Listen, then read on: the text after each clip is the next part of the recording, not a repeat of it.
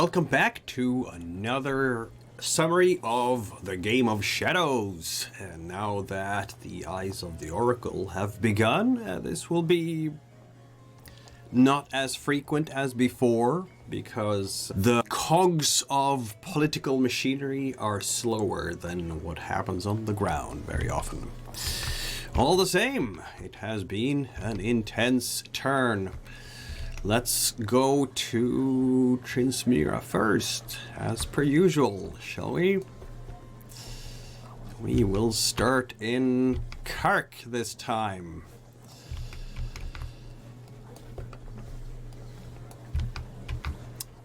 Alicella's spellcasters are spoiled at this point in their training.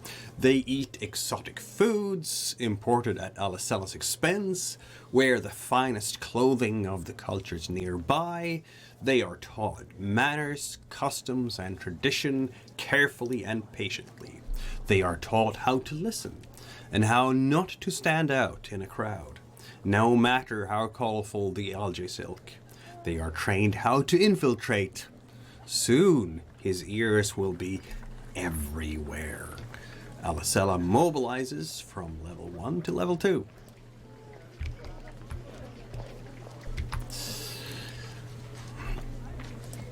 Clenora's trade ship captains recognize that they'll get nowhere in this province with military force, and the Paratonian accent is not well seen.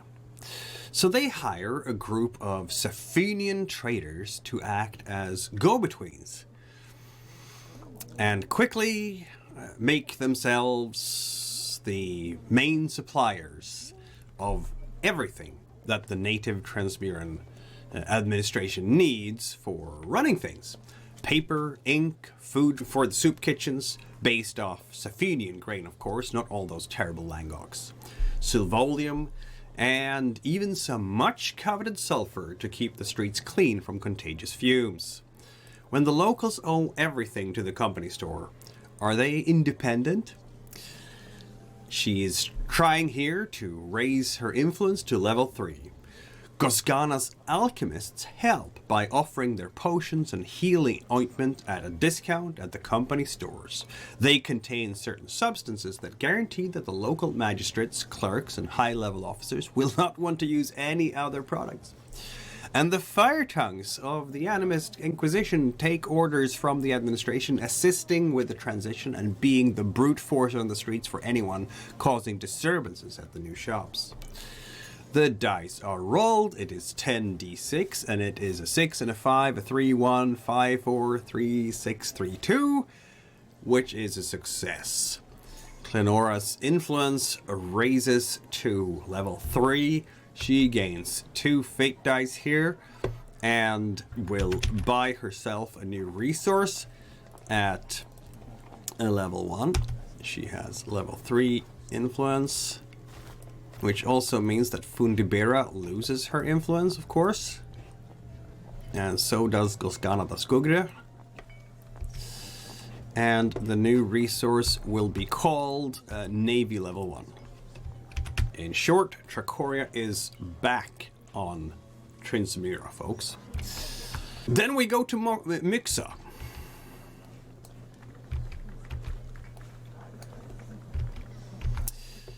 On Mixa, the Milaki nobles raise influence to level 2 with 5 fate dice in the pool. The nobles return to Mixa, while Fundibera settlers have turned the rough shelters the Highlanders left behind into a thriving community. A port must be built and fortified. Fundibera helps with all she's got, the 3 fate dice. The guards can corral the workers and make sure they work instead of just not working. 10d6 rolled. 3, 4, 3, 6, 5, 6, 5, 4, 1, 5, which is a success, of course. And Lemur Speda's influence goes up to level 2. And that is basically that. He gains 2 fate dice, of course, in the chalice. We go to Nostrol next. Here we have the partisans. They mobilize from level 2 to level 3. They were ordinary people inspired to fight for the cause of their homeland. This meant boundless enthusiasm and loyalty, but did not come with much training or experience.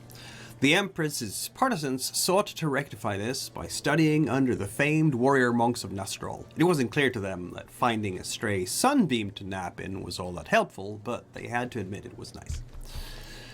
So the partisans go from level 2 to level 3. Infantrasilor next. The Vintners mobilize. This was not what they'd expected to be doing, but the Vintners did know about soil conditions and the dangers of erosion, and that, more importantly, they were able to draw upon the Empress's vast resources to hire as many new hands as required to assist in the scheme to stabilize the banks of the once mighty Kafasa River. So the Vintners go from level 2 to level 3. We go next to Moscoria. Here, the scholars are raising influence from level 2 to level 3. The Trachorian infiltration of Moscoria has not gone unnoticed. Sadly, purging the corruption necessitates complete restructuring of governance in the area.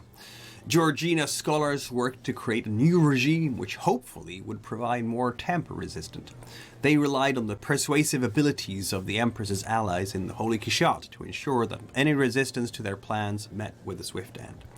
Collaborators, it seemed, were quite accident-prone. And she rolls 86, 2, 5, 6, 2, 5, 3, 4, 2, which is more than enough, and thus she has succeeded in raising her influence to level 3. She is going to buy a resource priests level 1. So the Empress now has level 3 here, and that means that Geryon loses his influence in the area, of course, and so does Clenora. And then we will have that new resource priest level 1. We go to Lasamos next. The Animist Knights make their way to Lasamos and attempt to establish a foothold, taking in those faithful to the Empire. And this is an attempt by the Animist Inquisition to increase influence to level 1. But Fundibera blocks that with the Full Moon Fleet. The Navy disrupts the supply shippings to the Animist Knights. And thus, Sumberson only has a single die to roll. He rolls a 3 and fails. The Animist Inquisition does not raise influence here. And thus he loses the fate die he tried to use. Meanwhile, the merchants and Empress Georgiana herself attacks the foresters, the Clenora's foresters here. They bet 3 dice on this. When her Kishati advisor counseled aggression, Georgiana looked at him as if he'd grown a second head. The Trachorian foresters had already bested Gyria's forces. What chances did she have against them? But then, a sign from the gods. The Transmirans landed, and she took to the battlements of her rented castle and declared her intention to fight. The Trachorians are not welcome here. I deny them hospitality. Let no doors open for them. May their coin purchase nothing. Let them find no respite until they leave these lands. The Empress's words inspired an unspoken agreement among the otherwise perpetually fooding nobility that they would unite for long enough to drive the outsiders away. Whenever the foresters made camp, therefore, it seemed only a matter of hours before one force or another discovered and ousted them. Nor were they able to forage much in these war-torn environs. Meanwhile, the locals made sure to inform Georgiana's merchants whenever strangers came to town looking to purchase supplies. Sensing the opportunity, the local merchants stalled long enough for their colleagues to arrive and outbid the outsiders. With all of Lasamos seemingly against them, the foresters were soon exhausted and hungry, with no immediate prospect of rectifying either. Gyria's loyalists have been waiting their entire lives for this moment. For the Empress, they shout, wanting to prove their fervent devotion to the royals and the new empire. Of course, the foresters defend themselves. These men and women are hardy folks and more than familiar with hardships. They've been through hard times, and this too will pass. The Gyrians Lemur's Spada's TRA helped with 4 fate dice. The Lasimosi Knights had visited their fair island and educated the children in self-defense against the Trachorian raids. Flying the flag of the burned child, the TRA arrives in Lasimos under the command of Larmons Ab Golgolan. They intend to train with the foremost knights in the world. and seek further ties to the rebellion. Imagine their shock when the TRA discovers two very unexpected facts.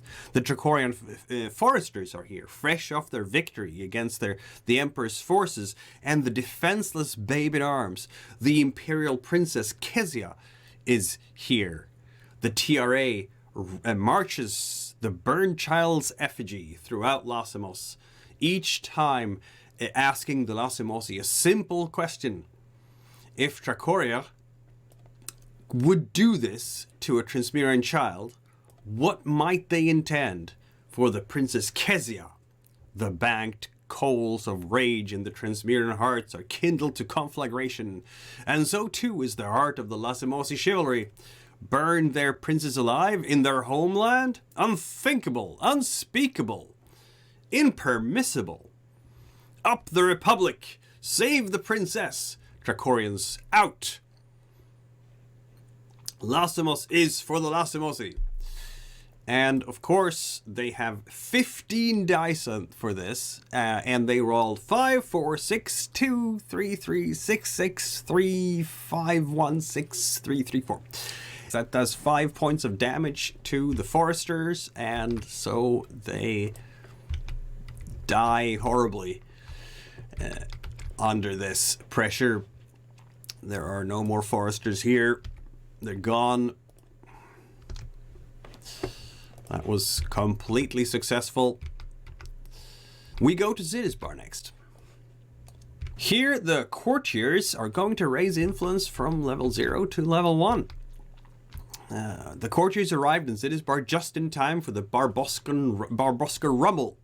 While they might not have appeared to have much in common with the native Barbosk, was not Fontasilor also known for its wild and violent games? Of course, this tendency manifested very differently in the old imperial capital, but the courtiers reasoned they could still use it to find common ground.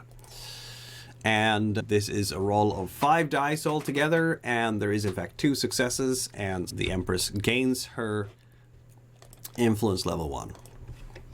We go to Iliboria next.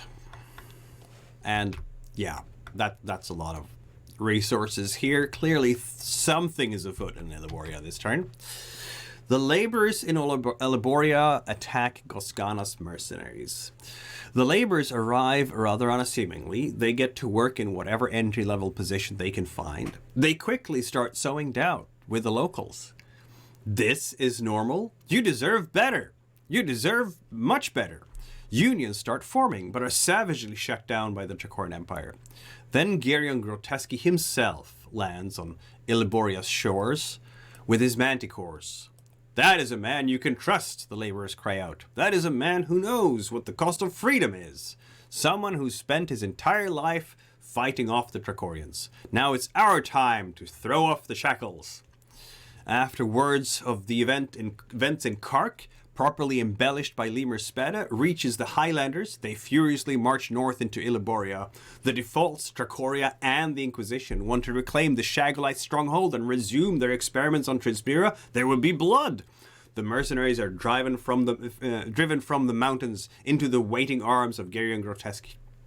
And the mummers are here too. They spread Geryon's propaganda, beating down the defaults at their own game, acting and whipping up the drug-addled crowd in a frenzy against the mercenaries.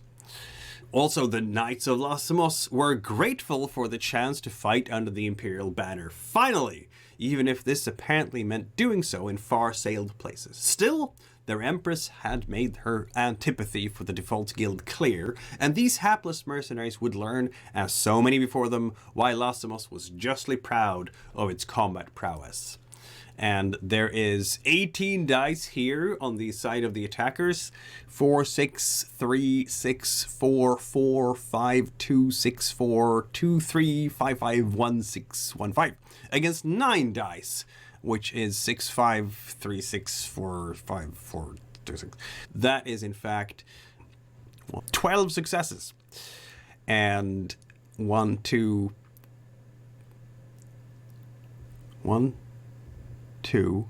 3, 4 sixes.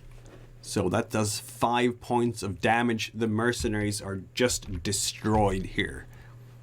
We go on to Peraltro. In Peraltro, the guards raise influence to level 3 under the command of Linvina Gombina. The Red Cliffs belong to the Digitalonga. Hard stop.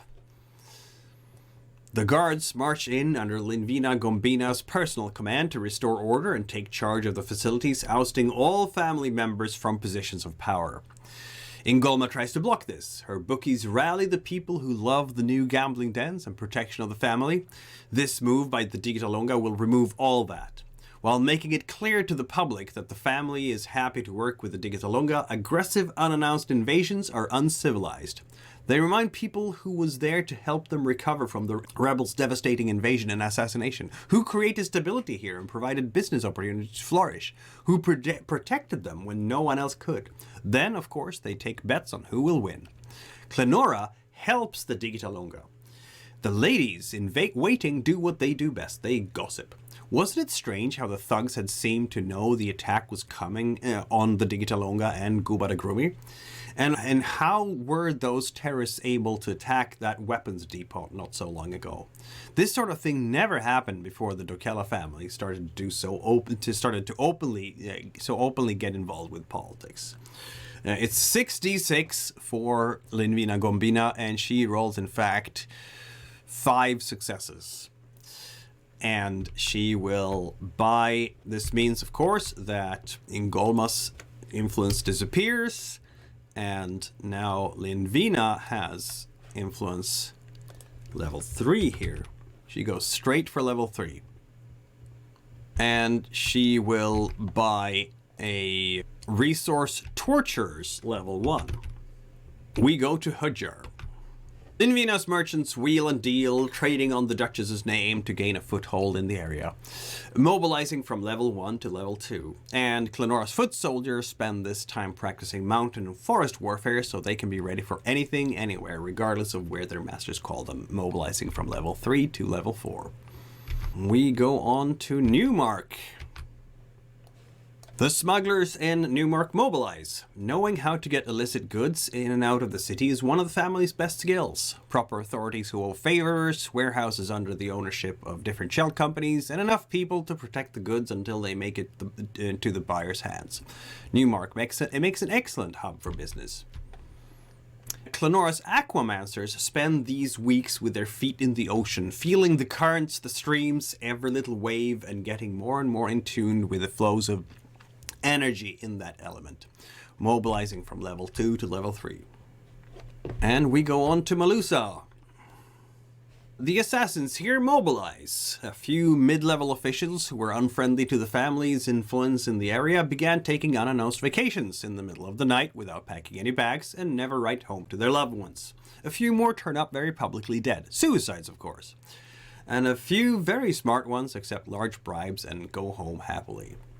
So the assassins are now level 3. In Bretalva, next. The Fire Mountain Crones raise influence to level 2. They bet 2 fate dice. The Crones continue their survey of Paratorna in the hills of Famtarga, having identified both the old power of its hills and a populace muttering freely over their fires at night. It seems the Duchess's constant absence and neglect have left Bertalva in disrepair, and questioning why their profits were being taxed away for the Duchess's foreign ambition. An affront to Castique, to be sure, which the Crones are happy to inflame. Fundibear's inconspicuous witches help them track the etheric energies. This is 9d6. They now have 2 influence. We go down to Coriulme. Will Sumbersin finally succeed? He attempts to rally the fishermen to his sides once again, seeing that all of Zafina must be united, increasing level influence from 2 to 3. And this time he rolls his 3 successes. Only 3 successes, but it's all he needs. And he will, in fact, thus raise his influence from level 2 to 3. That gains him 3 fate dice. He spends 1 of those to buy a new resource called Animist Navy level 1. And in the Firmbeline Plains and Ardahals, nothing happens at all because both of those resources are already at level 5 and the influence is maxed out as well. And that concludes the shadow turn for the first 2 weeks of Feteska, the third month of the year. So this covered simply not an entire quarter of the year, it covered 2 weeks in the Empire. Now that the eyes of the Oracle have started, we do this in 2-week segments during the campaign, and we will see how all this will end. Thank you for tuning in and following the developments.